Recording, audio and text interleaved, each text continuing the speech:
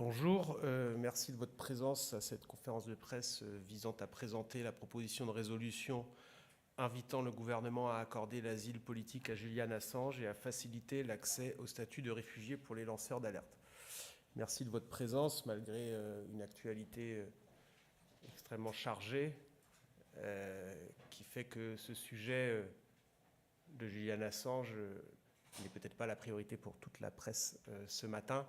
Il n'en reste pas moins qu'il reste fondamental et nous avons décidé de maintenir la date de présentation de cette résolution, entre autres parce qu'aujourd'hui c'est l'anniversaire de Julian Assange. D'ailleurs, à cette occasion, un concert de soutien à la maroquinerie est organisé ce soir, notamment donné par Arthur H.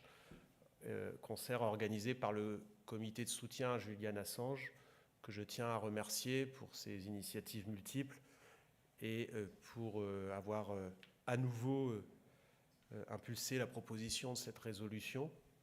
Alors cette résolution, qui est signée par des députés représentant l'ensemble des groupes politiques composant la NUPES, donc le Parti communiste, Europe Écologie Les Verts, le Parti socialiste et la France insoumise, a vocation à être signée plus largement par tous les collègues qui le souhaiteront.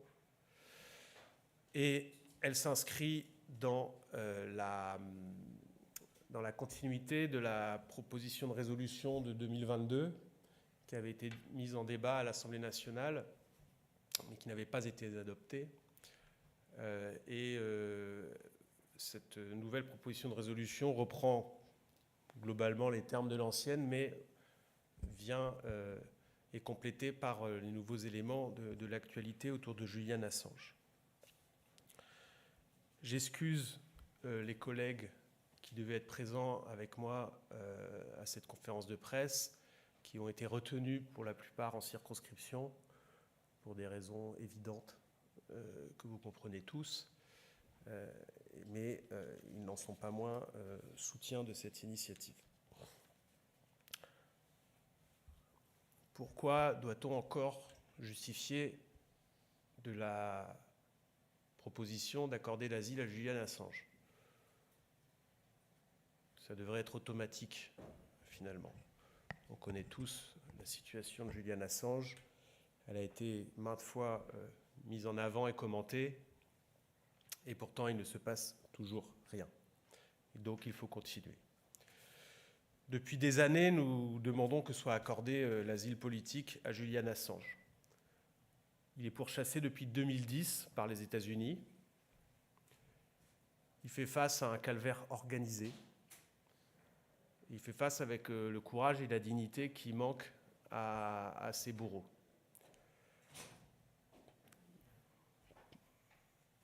Je vais redire ici tout le parcours. Julian Assange, depuis qu'il est martyr, entre guillemets, voire pas entre guillemets d'ailleurs, parce que tout le monde ne l'a pas en tête. Il a passé plus de 7 ans réfugié dans l'ambassade d'Équateur à Londres, dans une pièce de 9 mètres carrés. Et depuis maintenant plus de 3 ans, il est dans une prison anglaise. Son extradition vers les États-Unis, où il risque 175 ans de prison, peut avoir lieu à tout moment. On sait qu'il y a des appels réguliers qui échouent les uns après les autres de la décision d'extradition, mais de toute façon, ces appels ne sont pas suspensifs de la décision, donc il pourrait, en théorie et en droit, être extradé à tout moment. Pourquoi ?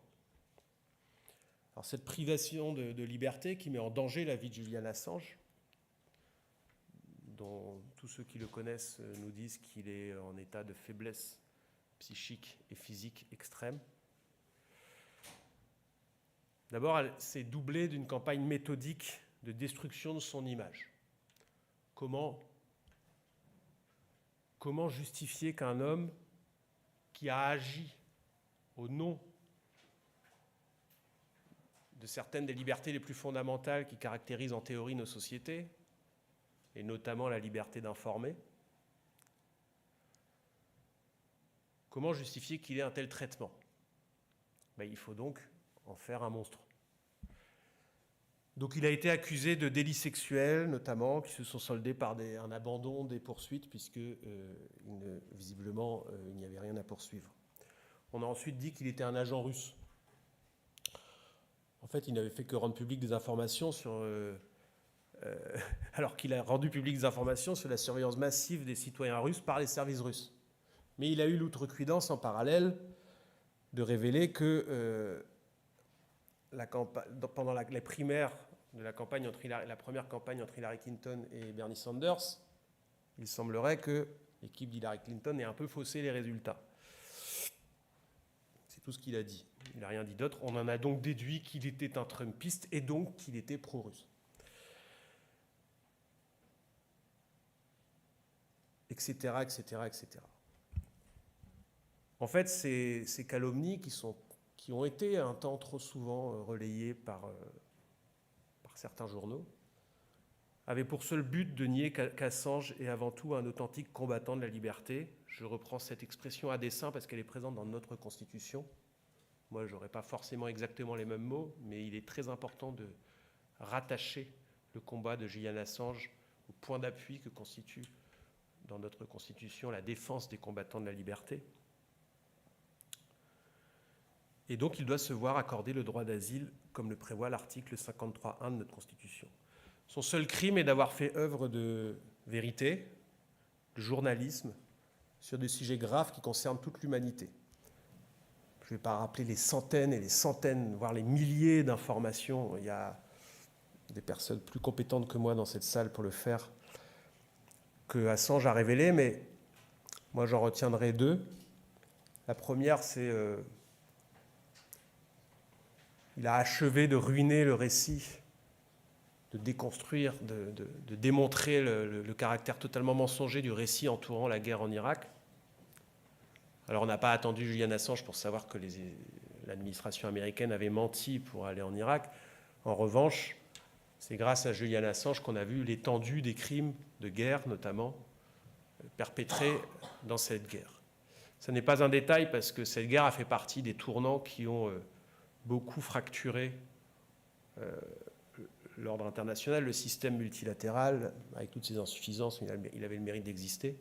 Et depuis, tout un ensemble de pays se sont engouffrés dans la brèche. Je ne vais pas vous faire l'injure de vous rappeler la situation, notamment en Ukraine. Il a également rappelé,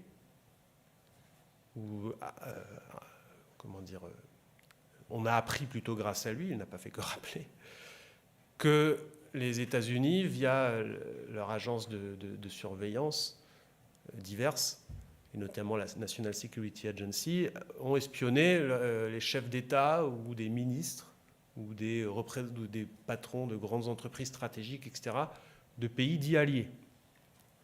On sait notamment qu'ils ont fait des écoutes sur les portables de plusieurs de nos présidents, au moins 2. Et donc c'est une information d'intérêt national.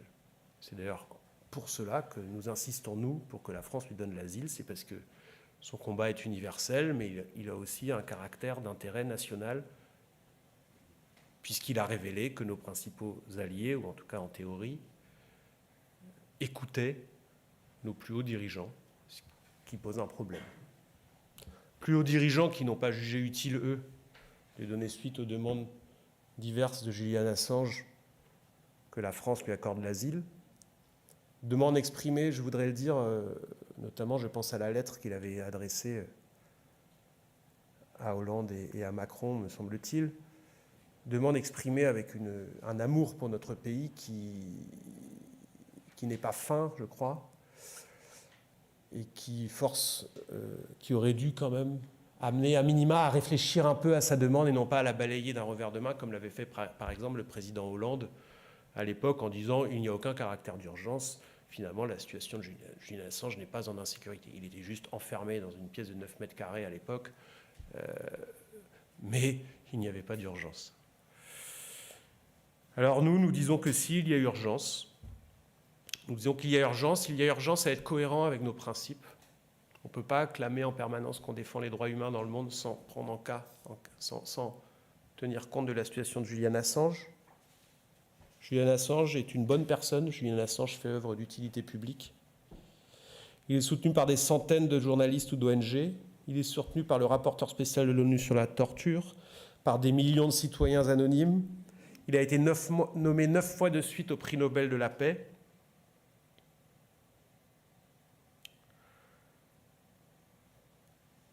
Etc., etc.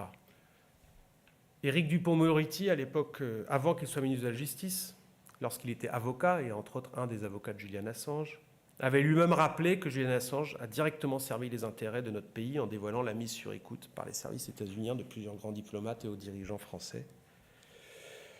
Je voudrais rappeler que depuis, c'est aussi l'une des raisons de réactiver, entre guillemets, de remettre à l'actualité cette proposition de résolution demandant que l'asile soit accordé à Julian Assange. Proposition de résolution qui sera enregistrée sous le numéro, je vous le dis, 1457.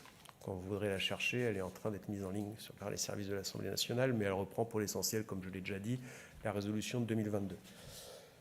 De nouveaux éléments, c'est que notamment les lignes bougent. Par exemple, en Australie, le gouvernement travailliste et l'opposition de droite s'accordent désormais pour considérer qu'il est temps de mettre fin au martyre de Julian Assange. Alors, les termes restent flous, parce que mettre fin au martyre de Julian Assange, ça peut vouloir dire beaucoup de choses, mais en attendant, on voit bien que le pays dont il est le citoyen, un pays extrêmement lié aux États-Unis, un pays qui est dans le dispositif sécuritaire et d'alliance des États-Unis, un pays qui est donc pour lequel c'est un sujet extrêmement sensible. Dans ce pays, les deux principales forces politiques d'opposition majoritaire demandent à ce que la situation soit débloquée. On a des dizaines de parlementaires en Grande-Bretagne qui demandent la même chose. On a une initiative en cours de parlementaires du monde entier qui demandent la même chose. À Washington, des membres éminents du Congrès sont adressés au procureur général pour lui demander instamment d'abandonner les accusations contre Julian Assange. Et pour eux, et c'est très important que des parlementaires américains et états-uniens s'expriment ainsi, ils disent « Chaque jour qui passe où les poursuites contre Julian Assange perdurent est un jour de plus où notre propre gouvernement ébranle inutilement notre propre autorité morale à l'étranger et fait reculer la liberté de la presse. » Et enfin, et je terminerai là-dessus,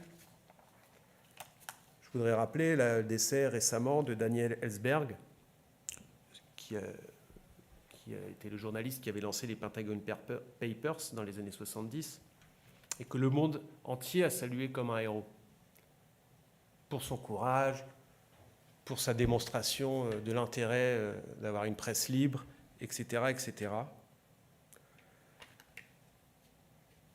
Cet homme est mort dans son lit, libre.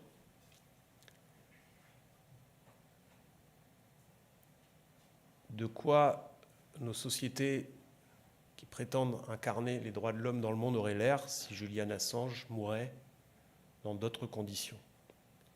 Et je pèse mes mots, je le dis parce que je n'ai pas envie de dramatiser la situation, mais elle est déjà dramatique et on sait que Julian Assange est très affaibli. Voilà, donc nous réitérons donc notre demande au gouvernement français de lui accorder l'asile, et s'il n'y avait même pas besoin de passer par une résolution et qu'il le décidait tout de suite, ce serait parfait. Je vous remercie. Je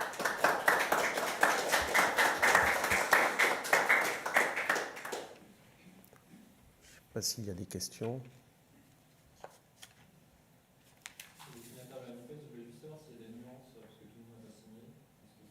Non, c'est une histoire de procédure, de délai. Vous pourrez noter que chaque groupe de la NUPES a signé, donc ça veut dire qu'il n'y a pas de blocage interne.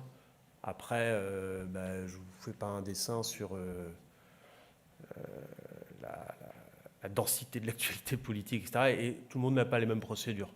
Par exemple, les camarades du Parti socialiste ont tous reçu cette résolution lundi dernier, mais eux, ils ont décidé d'attendre leur bureau pour en discuter. Ça n'empêche pas que 2 d'entre eux ont déjà signé. Donc il n'y a aucun désaccord au sein de la NUPES sur ce sujet. Il y a surtout que, c'est encore une fois, c'est aussi pour cette raison qu'on a maintenu cette conférence de presse, c'est que Julian Assange, grâce au comité de soutien, il reste dans l'actualité. Je dis bien grâce au comité de soutien, il n'est pas totalement oublié, mais ça reste de l'actualité froide, puisque ça fait maintenant ça fera bientôt 14 ans qu'il est victime d'un calvaire, et on sait très bien que maintenant, au bout de quelque temps, on tente à se lasser des causes qui finalement évoluent peu. Et donc nous maintenons, nous ne voulons pas que la situation de Julian Assange soit gardée sous silence. Et donc voilà, mais dans le flot de l'actualité politique, dans le flot des événements actuels, des crises multiples politiques, sociales auxquelles fait face notre pays, provoquées en grande partie par le gouvernement, il est évident que la situation de Julian Assange n'est pas mise en tête des priorités médiatiques ou autres.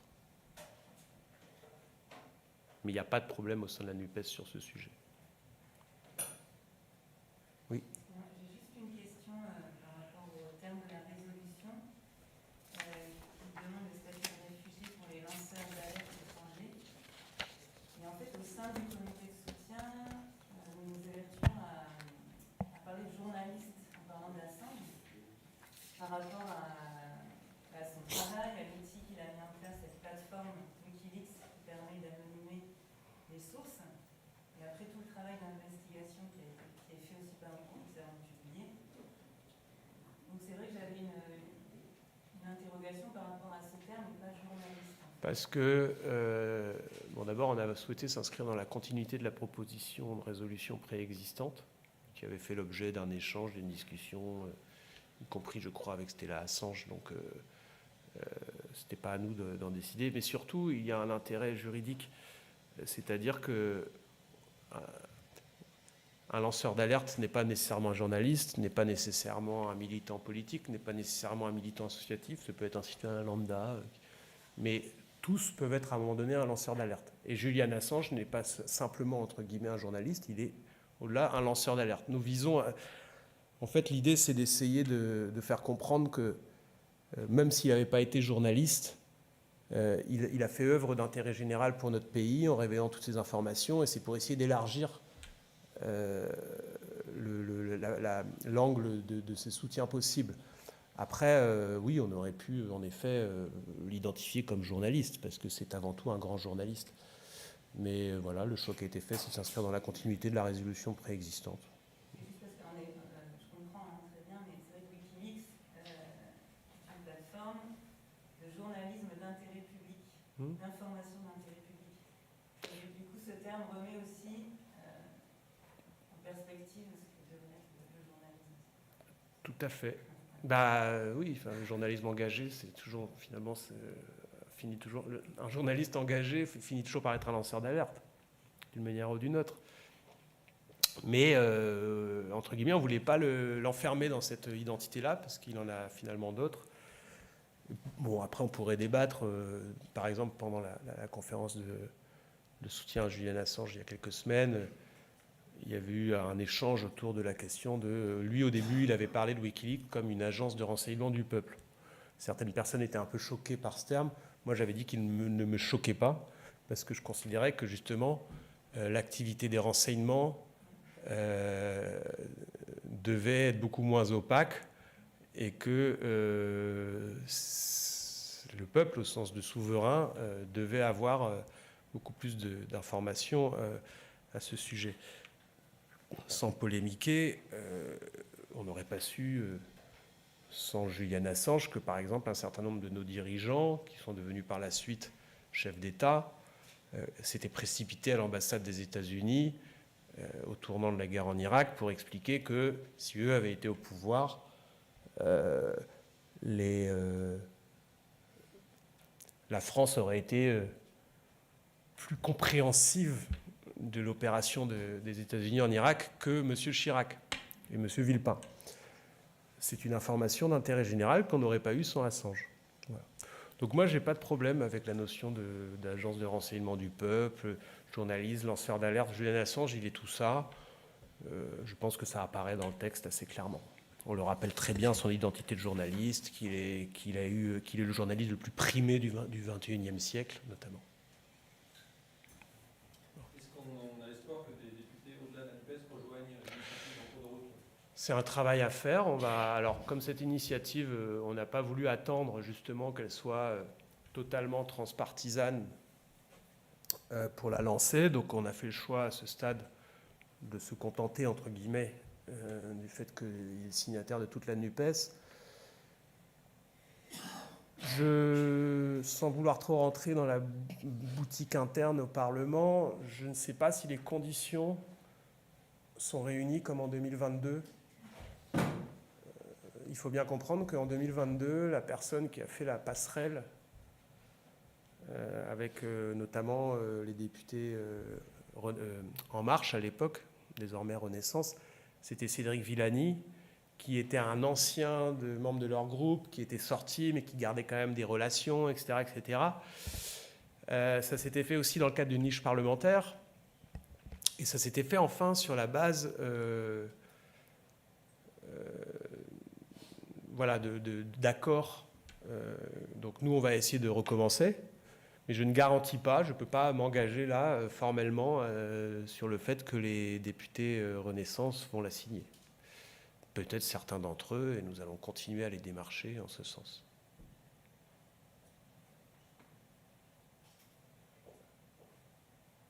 Que les choses soient très claires sur l'avenir et le sort de cette résolution.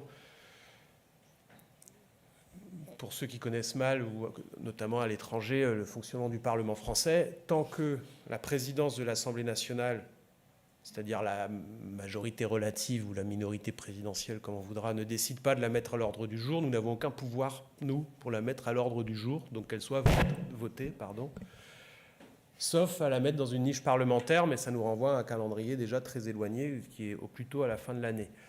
Voilà, on ne va pas mentir, nous n'avons pas toutes les cartes en main pour qu'elles soient mises à l'ordre du jour. Mais il nous paraissait fondamental quand même que des parlementaires, dans l'enceinte même de l'Assemblée nationale, en ce jour, et à la demande du comité notamment, rendent hommage à Julian Assange en ressortant un texte et en remettant en avant cette question. Voilà. Oui.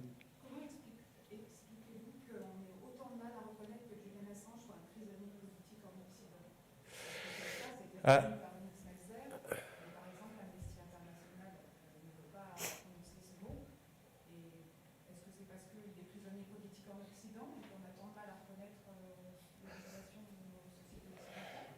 Il y a quelques semaines, on a participé, j'ai participé à la conférence organisée par Le Vent se lève notamment, et je les remercie, et la comité Assange. Et c'était de mémoire Julian Assange, mauvaise conscience de l'Occident, point d'interrogation. Je vais essayer d'être efficace et bref parce que on peut partir très très loin avec un tel titre. Je crois en effet que le problème que Julian Assange pose à un certain nombre des autorités de pays dits occidentaux, il pose deux problèmes majeurs. C'est que d'une part, il a agi au nom des principes mêmes que les pays en question, que les démocraties dites libérales prétendent incarner. Donc c'est compliqué, c'est pour ça qu'il fallait le diaboliser. Inventer tout un tas de, comme disait Pasqua, quand vous êtes embêté avec une affaire, vous en créez 10 autres, et puis comme ça, voilà. À la fin, on a oublié de quoi on parlait. Pendant un moment, on ne parlait plus de Julian Assange que sous l'angle des affaires connexes qui lui tombaient dessus et dont toutes faisaient pchit les unes après les autres. Mais en fait, l'objectif, c'est des officines, hein, c'est des officines, c'est de l'influence. L'objectif, c'était d'oublier l'essentiel. C'est pourquoi Julian Assange est dans une telle situation. Et le deuxième problème que Julian Assange pose, qui est finalement l'autre face de la médaille, c'est qu'il a, en utilisant les principes mêmes, notamment la liberté d'informer que ces pays prétendent incarner plus que tout autre dans le monde, il a démontré que le principal pays occidental prétendant défendre ses valeurs, ses principes, pardon. Pays que certains considèrent comme le leader du monde libre, etc. Bon, c'est des expressions qui m'interrogent beaucoup, mais voilà. Avait lui-même piétiné tous ses principes. Donc ça fait beaucoup, en fait. Donc il ne faut pas chercher midi à 14h. Julian Assange pose un problème parce qu'il a révélé, il a dit ce qu'il ne fallait pas dire. Voilà. Je veux dire, dans toutes les révélations de Wikileaks, il y a matière à envoyer quelques personnes à la Cour pénale internationale, quand même. C'est pas rien. C'est pas une petite affaire. Donc, dans ces cas-là, il y a la raison d'État, entre guillemets, et quand elle est appliquée, on ne fait pas dans la dentelle. On ne va pas essayer de trouver un juste milieu. Il faut le diaboliser. Parce que sinon, comment expliquer qu'on ne va pas plus loin ? Et c'est ça qui se joue là. C'est une forme d'honnêteté et de respect de certains principes qui sont en permanence. Et c'est d'autant plus important que, alors on pourrait le dire sur plein d'autres cas, c'est pas que Julian Assange évidemment, mais les pays les plus autoritaires et qui exercent une certaine forme de relativisme en expliquant que les droits humains, c'est fait pour certaines populations, mais pas pour d'autres, etc., ils sont très contents de nous renvoyer dans la figure à chaque fois ce genre d'exemple pour expliquer que nous-mêmes ne respectons pas les principes qu'on prétend défendre. Et nous-mêmes, alors quand je dis nous-mêmes, c'est les États, hein, c'est pas nous en tant que force politique, parce que les États prétendant incarner, être leaders sur ces principes dans le monde, ayant eux-mêmes des interprétations à géométrie très variable de ces principes, qu'ils arrêtent de faire des leçons. Et puis voilà, c'est ça qui nous est renvoyé en permanence. Donc il y a urgence à envoyer un message s'agissant de Julian Assange. Et pour le reste, je pense que j'ai répondu sur l'essentiel. Je ne vois pas d'autres explications. Je vois pas d'autres explications. La personne est diabolisée pour nous avoir, par l'intermédiaire du travail de Wikileaks, apporté à nous citoyens sur un plateau un droit de savoir et la connaissance. En fait, c'est ça. C'est que maintenant... Oui, mais elle est diabolisée parce que les informations qu'il a dévoilées sont graves. Voilà, c'est pas uniquement pour avoir fait son travail de journaliste, c'est parce que les informations qu'il a dévoilées sont très graves. Et je vous l'ai dit, si vous prenez tout Wikileaks, il y a matière à envoyer quelques personnes à la Cour pénale internationale. Ce n'est pas un mince sujet en ce moment en plus. Et pas que des crimes de guerre, c'est vraiment Non, oui, non, pas que des crimes de guerre, bien sûr.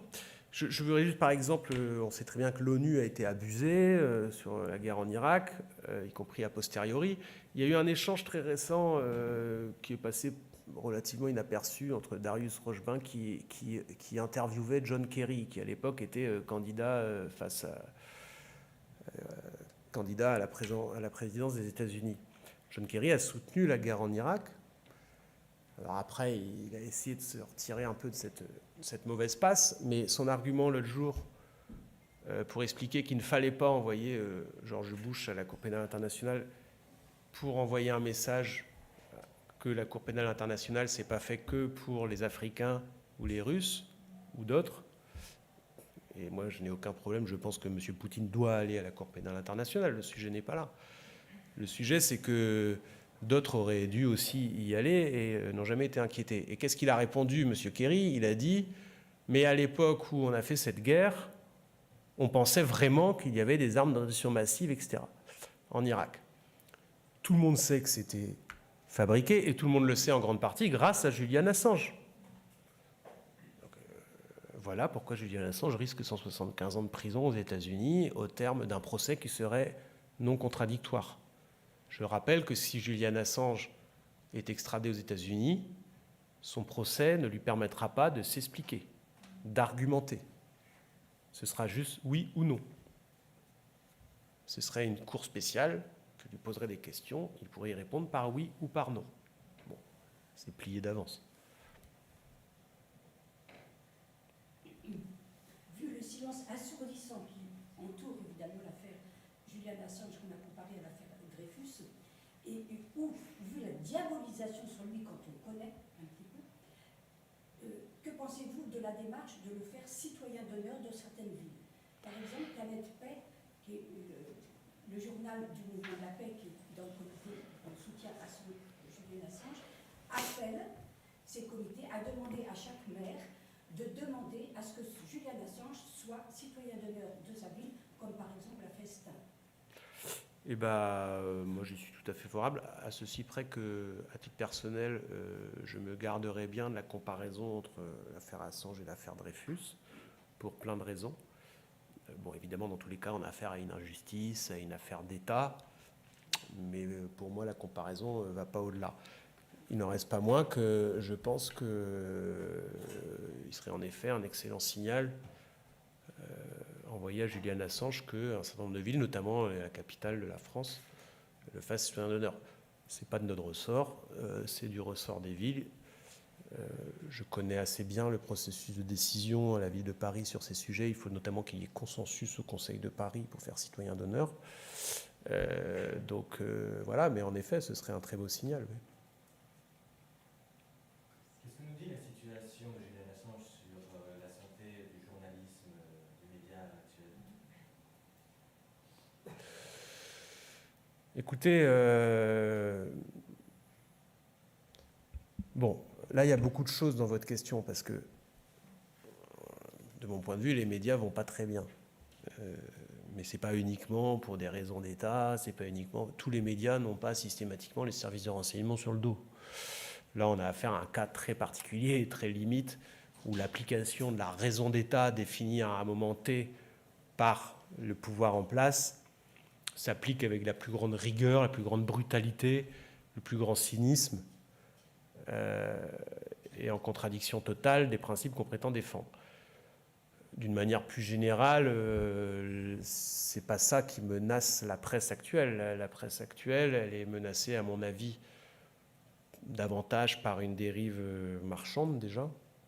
On sait très bien que la recherche permanente de l'audimat, de l'audience, et surtout, et notamment en France, le fait que l'immense majorité des titres de presse appartiennent à quelques personnes, quelques milliardaires qui ont même des intérêts puissants à défendre et qui défendent une vision de la société, c'est avant tout ça le danger pour la presse en France, de mon point de vue.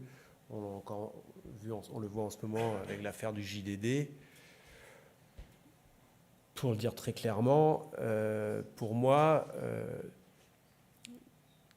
les personnes comme M. Bolloré, qui ont un agenda idéologique et politique en tête s'agissant de la presse française, un agenda d'extrême droite, ne pourraient pas réussir aussi facilement s'il n'y avait pas une liberté totale d'acheter, de revendre, de faire des véritables conglomérats médiatiques, en dépit de certaines règles de base et en dépit notamment des règles qui avaient été mises en place après la Deuxième Guerre mondiale, qui visaient à assurer un certain pluralisme dans les médias, qui visaient à éviter la concentration extrême des médias.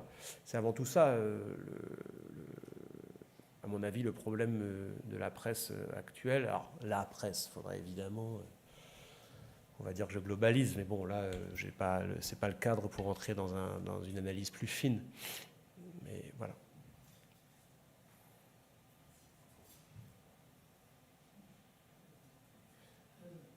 Si la résolution est votée, si le gouvernement français accorde l'asile politique à Julian Assange, comment imaginez-vous la suite, concrètement? Oh bah,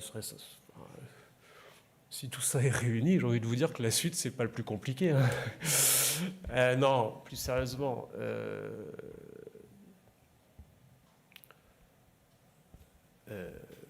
la suite, elle se passerait comme pour toute personne qui a l'asile en France, c'est-à-dire qui pourrait faire sa vie. Non, c'est pas ça ma question.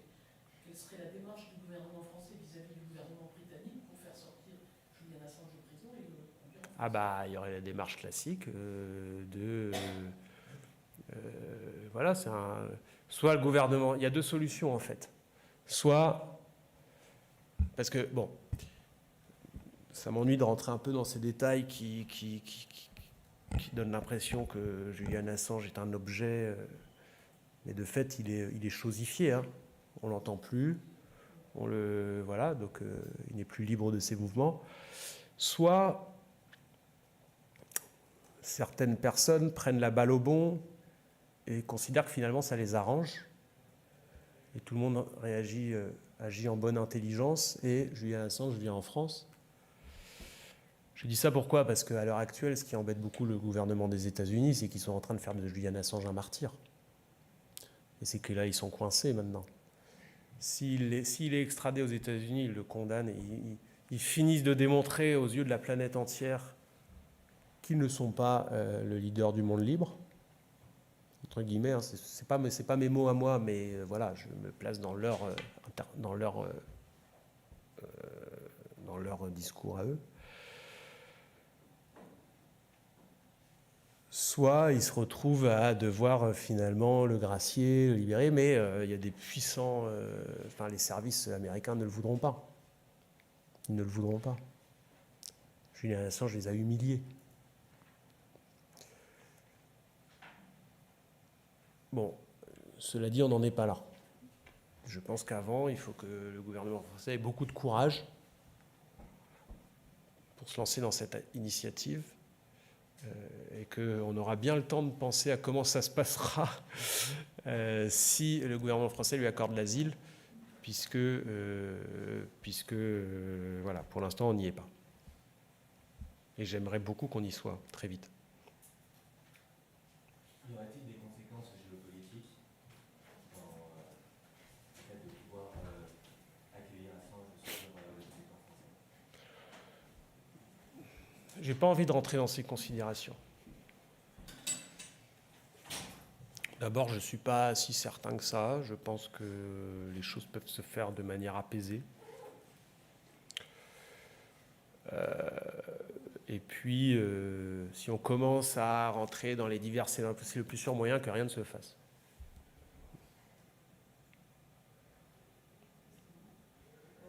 Pour revenir juste tout à l'heure par rapport à la question sur la santé du journalisme, rejoindre un peu la géopolitique, est-ce que ça ne vous pose pas question de savoir que jusqu'en 2010, comme vous l'avez bien rappelé dans la résolution, Julian Assange est primé, c'est le journaliste le plus primé du XXe siècle, et à partir du moment où il devient l'ennemi public numéro 1 des États-Unis, beaucoup de journaux, là on parlait de ceux français, Le Monde, Le Guardian, New York Times, qui utilisaient Wikileaks pour écrire des articles, ont arrêté de le soutenir,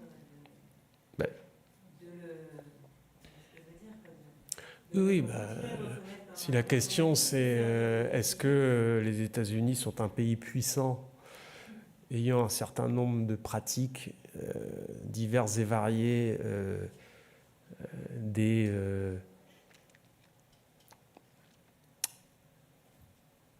sont pas les seuls d'ailleurs, tous les pays ont des officines pour essayer d'influencer, pour essayer de dissuader, de faire certaines choses et pas d'autres, etc. Bon, il se trouve qu'eux, ils ont beaucoup plus de moyens que d'autres. Il est évident que si Julian Assange était, avait attaqué les intérêts de l'État du Belize, je ne suis pas certain qu'il ferait l'objet du même traitement. Après, moi, je suis embêté parce que je n'ai pas d'éléments. Je peux juste vous dire ça, c'est une évidence. À partir du moment où il est fait ennemi public numéro 1 aux États-Unis, le traitement de Julian Assange dans la presse change du tout au tout. Mais est-ce que c'est... Il n'y a pas de plan concerté, il n'y a pas besoin. Il n'y a pas eu de plan concerté. Il y a une méthode classique, du jour au lendemain, on le recouvre de boue, et des gens qui considèrent que c'est leur travail de relayer cela, parce qu'au moment... C'est bien fait, une propagande. Hein. Quand Julian Assange est accusé de crimes sexuels en Suède, personne, à part ses plus proches, à part ceux qui...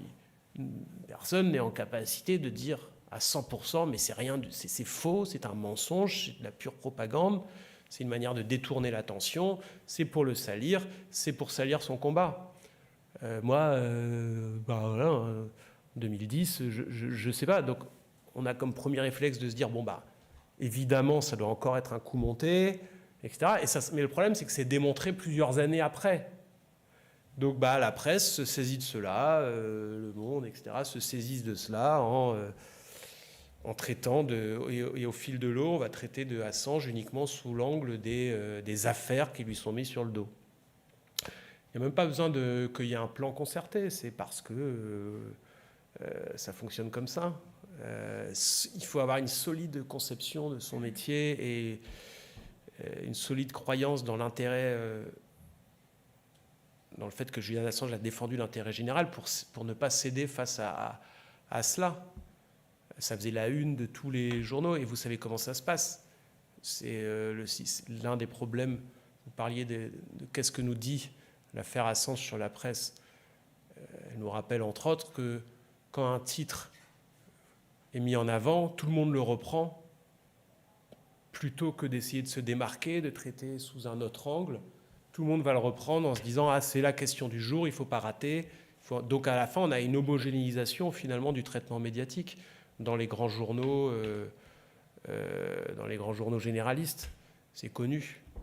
Donc c'est une fois que la machine est lancée, pendant une semaine, on ne va parler que de l'affaire de crimes sexuels supposés qu'aurait commis Julian Assange.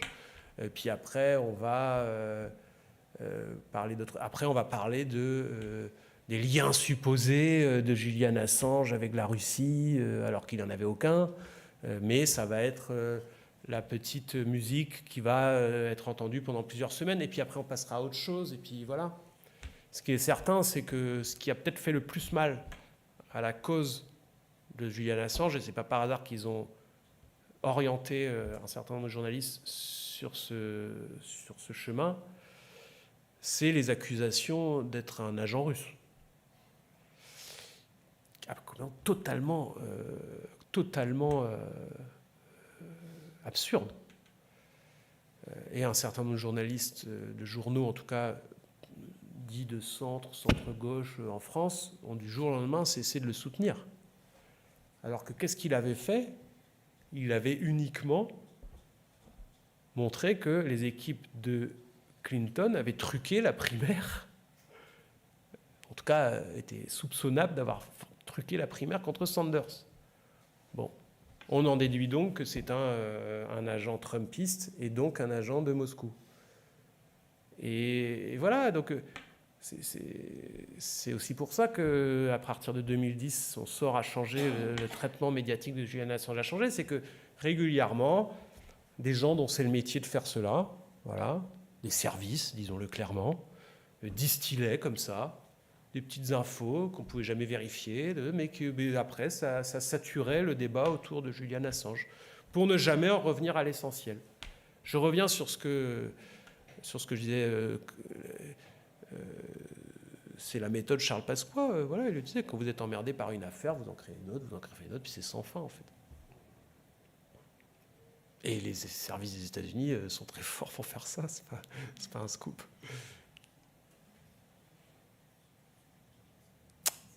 Il me reste quelques minutes, parce qu'après je vais devoir partir en circonscription. Cette résolution, du coup, vous allez la proposer à tous les groupes parlementaires ou... Comme j'ai répondu tout à l'heure, elle est proposée déjà à tout le monde. Tous les députés, alors, à l'exception d'un groupe, pour des raisons voilà,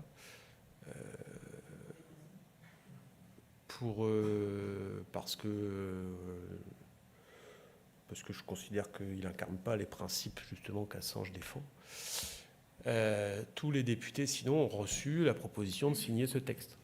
À ce stade, seuls les députés de groupe de la NUPES ont souhaité le faire. Mais comme je disais à Laurent Doré, je crois, la configuration de l'Assemblée nationale a changé et il faut bien comprendre qu'en 2022, ce n'était pas du tout acquis d'avance.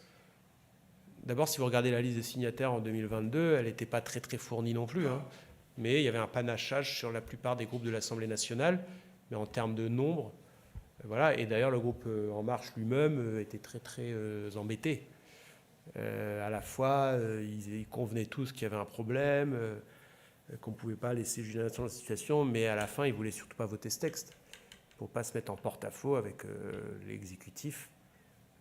Alors qu'en plus, c'est un texte non contraignant, faut quand même le rappeler. Une résolution, c'est un texte non contraignant. C'est une demande exprimée par l'Assemblée nationale en direction du gouvernement français. Donc, On n'a pas, dans nos outils législatifs, on n'a pas le pouvoir de faire plus. Je vous le dis très clairement, on n'a pas le pouvoir d'obliger l'État français. C'est une proposition de loi, mais sur un tel sujet, ce serait très compliqué. Quand vous dites toute la NUPES, vous parlez de tout ce qui représente de la NUPES, LFI, GDR, Oui. Vert, etc. Oui, si vous regardez dans cette version provisoire, parce qu'il manque le numéro. Il va être mis dans la journée, enfin dans la journée, il sera sur le site de l'Assemblée nationale. Le texte, vous pouvez déjà aller vérifier, il est bien marqué au journal officiel comme transmis, enregistré, etc. Il se trouve que derrière tout cela, il y a des êtres humains qui travaillent et donc ils doivent relire, maqueter, s'assurer qu'il n'y ait pas la moindre coquille et ils font très bien leur métier. Et nous, on a voulu laisser le plus tard possible pour recueillir les signataires. Et donc, il se trouve que ce matin, le texte n'est pas déjà en ligne, mais il le sera sous le numéro 1457, incessamment sous peu. Il est peut-être déjà d'ailleurs. Donc, si vous regardez bien, dans les signataires, il y a des représentants. On ne retrouve pas tous les députés qui restent ayant soutenu la première proposition de résolution. Bah, déjà, il y en a un certain nombre qui n'ont pas été réélus. Là, je pense, oui, non, mais je vous parle. Les 30 qui restent, entre autres, par exemple, les socialistes comme Karen Henry, on les retrouve pas là. Eh ben, elle va sûrement la signer. J'ai expliqué tout à l'heure que le groupe socialiste avait choisi d'attendre son bureau pour en discuter. Il n'en reste pas moins que Christine Pires-Beaune et Alain David ont signé. Mais il ne faut pas chercher, enfin il n'y a pas de... Justement, notre travail de citoyen. Oui. On est maintenant des citoyens. Après, Comment peut-on faire pression pour soutenir? à ce stade, je ne pense pas nécessaire de faire pression. Ils vont, chacun prendra ses responsabilités. C'est plutôt les députés de la majorité relative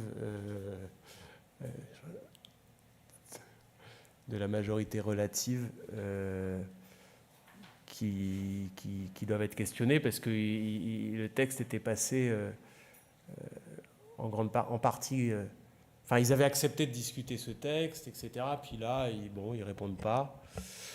Il faut bien comprendre que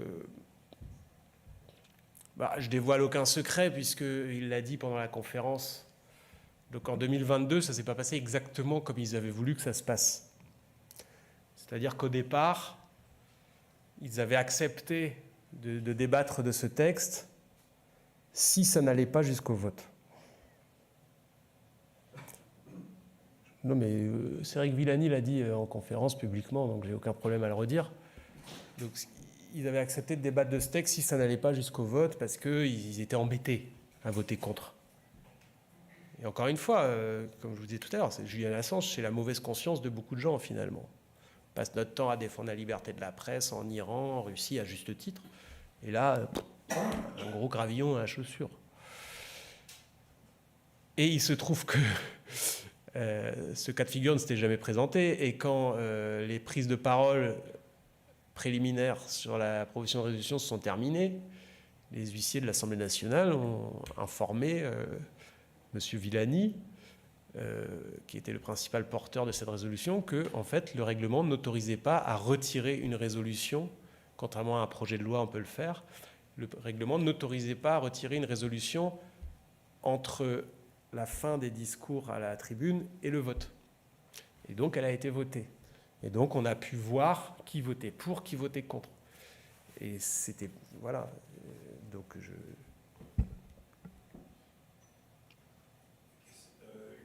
Qu'est-ce que vous nous suggérez comme action intéressante si jamais le vote de cette résolution peut être fait? Est-ce que, par exemple, une démarche similaire serait utile auprès du Sénat? Tout à fait. Est-ce qu'il y a d'autres... Il faut utiliser tous les outils législatifs à disposition et tous les outils d'interpellation. Vous pouvez très bien écrire à l'ensemble des députés pour leur demander déjà de... Enfin, des députés... des parlementaires pour signer cela. Vous pouvez interpeller le bureau, la présidence de l'Assemblée nationale qui a pouvoir de mettre à l'ordre du jour, etc., etc. Si ça arrive, que c'est mis à l'ordre du jour et que c'est voté, on aura d'autres, d'ici là, on se reverra pour réfléchir à la meilleure tactique pour faire en sorte d'obtenir un vote positif. On n'en est pas là, donc je pense qu'il ne faut pas mettre la charrue avant les bœufs, mais déjà, vous pouvez en effet saisir le Sénat aussi. Le Sénat a un pouvoir similaire. Alors justement, à ce propos, je rebondis, deux collectifs, donc le comité Assange, de soutien Assange et Free Assange Wave France, ont envoyé très récemment, il y a quelques jours, une lettre adressée à tous les députés, les appelant à signer une lettre adressée à Merrick Garland, le procureur général Oui. des États-Unis. Oui, on l'a Qui vu. a été déjà signé par une bonne partie de la France Insoumise notamment.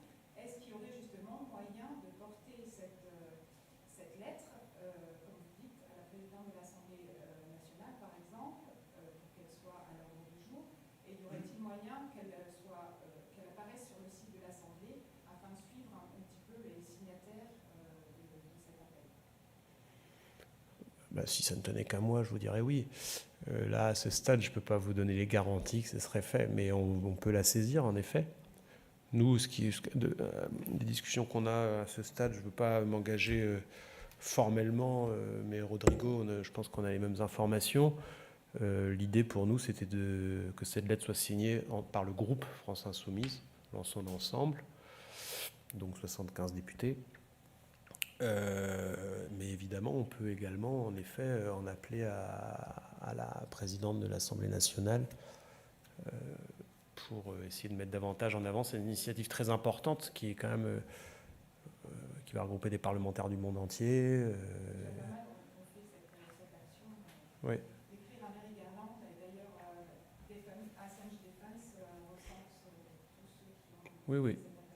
Non, mais c'est un excellent appel en plus qui arrive à propos.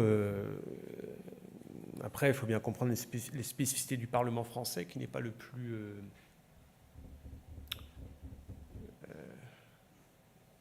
comment dire, dans lesquels les initiatives de l'opposition, des oppositions ne sont pas les plus faciles à mener par rapport à d'autres parlements dans le monde. Donc, je ne peux pas, moi, m'engager là, à titre personnel, pour que la lettre soit mise en ligne, parce que c'est pas à nous d'en décider. Justement, c'est pour ça que je vous posais la question de savoir si nous, en tant que citoyens, pour ne pas que ça vienne justement Bien sûr. politique, nous avions ce pouvoir-là de le faire Vous avez à la présidente de l'Assemblée. vous avez le pouvoir de saisir. Personne ne peut vous empêcher d'écrire à qui de droit. Après, ils n'ont pas l'obligation de mettre en œuvre votre demande. Sachant que nous l'avons envoyé à tous les groupes parlementaires, mais ce serait un plus. Bah, évidemment, ça donnerait une vraie visibilité, mais communiquer dessus. Hein.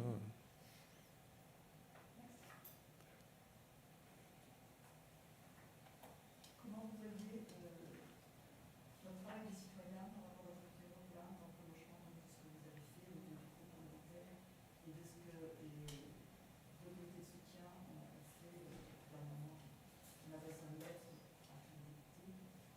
Donc par rapport aux députés européens, est-ce que il y a non seulement les sénateurs, mais aussi un peu de travail à faire, je pense, au niveau des députés européens. Bien sûr, non, mais... On approche de cette étape ultime de...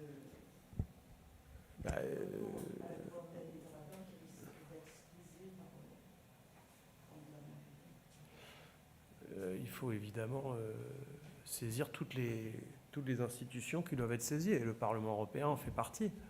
Voilà. Au revoir, Rodrigo. Oui, voilà, il faut saisir. Après, les obstacles au niveau de l'Union européenne sont à peu près les mêmes qu'au niveau des États. C'est-à-dire que je rappelle quand même que c'est une union qui se conçoit comme un allié des États-Unis. C'est une union qui n'a pas spécialement fait part d'une colère extrêmement visible quand on a appris, entre autres, entre des dizaines d'autres exemples, que l'État du Danemark servait de sous-traitant à l'espionnage des câbles Internet qui nous relient aux États-Unis, etc., etc., etc. Je pourrais multiplier les exemples. Donc, Mais donc l'Union en elle-même, mais oui, les parlementaires doivent être saisis, évidemment. Il faut écrire à tous les niveaux, Parlement européen, Sénat, Assemblée nationale. Voilà. Dernière question, pour mieux sensibiliser justement les parlementaires, et ça pourrait être un prétexte pour inviter les sénateurs et les députés. Est-ce que vous envisagez une projection de débat, une conférence de débat Ouais. à l'instar de ce qu'avait fait Cédric Villani Oui. en 2021? Oui, moi je voulais proposer, alors ça m'a été demandé à plusieurs reprises et j'avais dit qu'aujourd'hui ça me paraissait très, alors heureusement d'ailleurs après coup parce que ça aurait été très très très très compliqué à maintenir, je vous le dis, mais à la diffusion du film, je voyais pas comment on pouvait à la fois faire une proposition de résolution, un concert de soutien et en même temps le film dans la même journée. Donc, compte tenu de ces contraintes logistiques, moi j'ai proposé que on diffuse le film plus tard. Je proposais à la rentrée, il faudrait voir sous quelle modalité. Alors à la rentrée parlementaire, c'est-à-dire pas le 1er septembre. Il y a quelques délais d'organisation, comme vous le savez. La diffusion d'un film dans l'Assemblée nationale, c'est recueillir très en amont des listes d'invités, des listes de personnes. Enfin, c'est à la fois très utile et on a une infrastructure qui le permet, et en même temps, c'est plus de contraintes que si vous le faites dans n'importe quelle salle. Donc, il y a un délai, mais oui, bien sûr, on pourra refaire un film avec précédé d'un petit débat.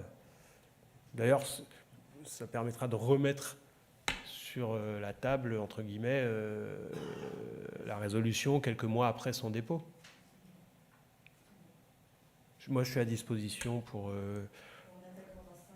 vous aider. Il faut... Voilà. Je vais vraiment devoir y aller, là. Je vous remercie. Donc, désolé...